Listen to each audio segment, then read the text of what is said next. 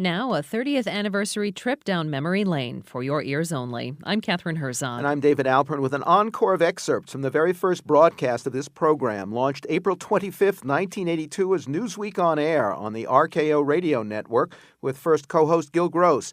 Then, and on our 25th anniversary show in 2007, hosted, as this week, by Catherine and me. The presses are rolling at Newsweek, and we'll be talking to the reporters, the columnists, and the newsmakers who are featured in Newsweek this week.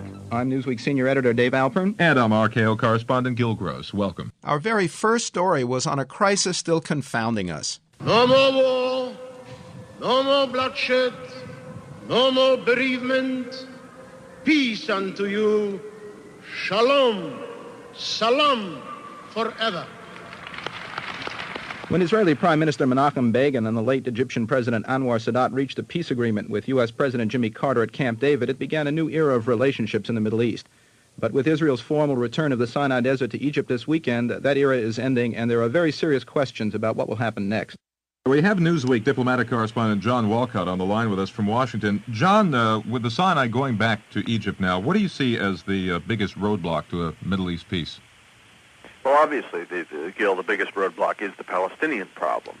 And I think it's important to recognize that the Palestinian problem and the invasion of Lebanon that you and Mike were just chatting about are very closely related.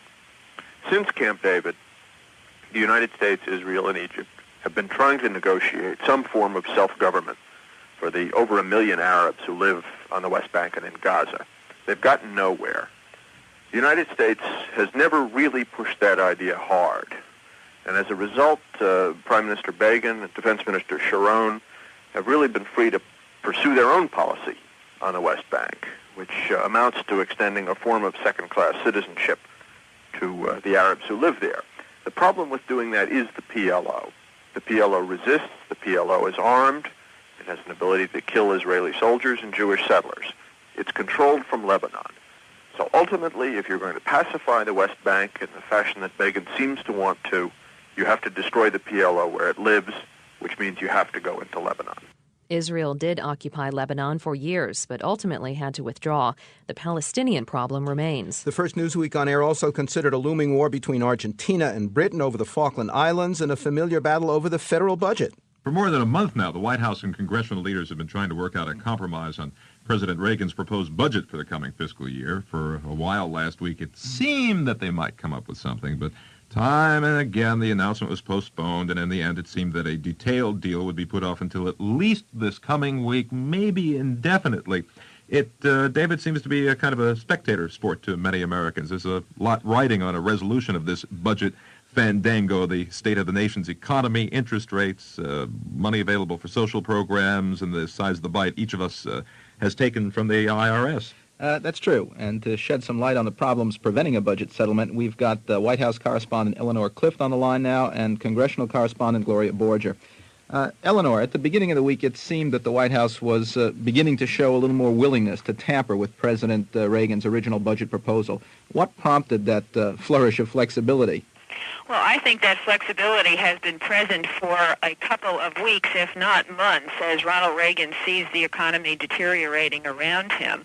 And I believe there is broad agreement on the part of those that are negotiating, Democrats, Republicans, on what needs to be done. The problem is politics. I think the Democrats are about to conclude there's more in it for them come the November congressional elections if they don't bail Ronald Reagan out on the economy. And I think we may see a stalemate. Gloria Borger, is politics aside, is there a personality problem between these two most important figures in the budget debate, the President and Democratic House Speaker Tip O'Neill? Well, Tip O'Neill is always the first to tell you that Ronald Reagan is a fine fella and that after 6 o'clock at night they get together and get along very well. I think the problem here is that they have some very, very basic differences on their attitude towards government. There were lighter topics, too, on that first show. Atlanta's winning baseball Braves, Knoxville's World's Fair, and black comic Richard Pryor. Because I was watching TV, man, I was all bandaged up, and they said I was going to die. They said, Richard Pryor died 5 minutes ago. Oh, no! Richard Pryor set himself ablaze one day while freebasing, making a potent batch of cocaine. He says that brush with death has changed him, but he also says he still hears the coke demon lurking nearby, saying, "That's okay, Rich. I'll take care of you." This is a man who shot up his car, set a girlfriend's mink stole on fire, went to jail on a tax charge, has had fist fights with his co-stars, been through 4 marriages, and has used language on TV and on stage that would make a sailor's parrot blush. But he is also just about the hottest performer around. Richard Pryor is our Newsweek cover story this week, and Los Angeles correspondent David Friendly is with us to talk about him. David, tell us something about the background of Richard Pryor. Where does he come from that would help explain where he gets his sense of humor? His roots are as unlikely, I think, as his success today. He's from Peoria, Illinois, and he goes back to that often.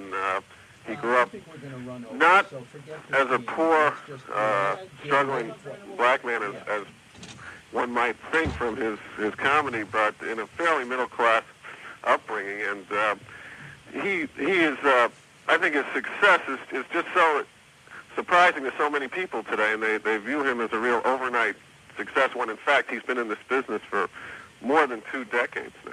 We tried adding a little humor of our own. We would have played more Richard Pryor, but the FCC still licenses a lot of radio stations. It's called Pryor restraint. Ooh. Joining us now is the original co-host of Newsweek on Air, Gil Gross, currently an anchor with ABC Radio News in Los Angeles. Gil, what do you remember most about that first show in the early years of Newsweek on Air? You know, what I remember about it is the two of us being given this assignment and just sort of sitting over coffee in the Newsweek building inventing this thing. I have since worked on programs for large networks with tons of consultants that have expired after 3 months. I'm just thinking how funny it is the two of us came up with this thing that's lasted 25 years.